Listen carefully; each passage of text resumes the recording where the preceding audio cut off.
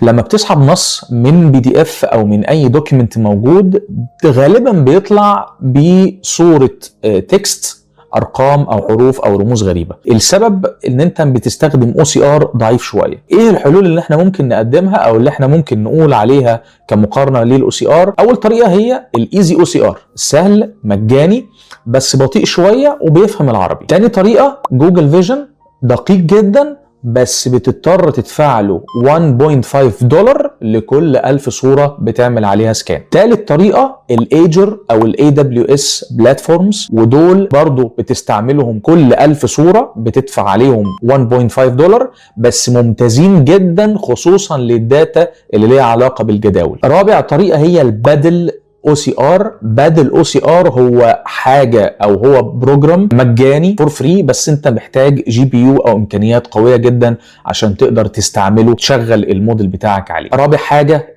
كلاودي او GPT-4 او ايا كان اونلاين او الاي بي ايز اللي بتديك لارج لانجويج مودلز. لاما مودلز الى حد ما قويه وخارقه جدا انك تقدر تطلع منها التكست بتاعك وتقدر تاكستراكت وتصحح المعلومه سواء كانت عربي او انجليزي او ايا كان اللغه اللي انت بتقدمها في الدوكيمنت. الGPT-4 او الكلاودي على حسب الاي بي اي اللي انت بتستعمله بيستهلك تقريبا لكل 1000 توكن 1.5 او $2 لكل 1000 من 1000 ل 10,000 توكن على حسب الداتا اللي انت بتديها.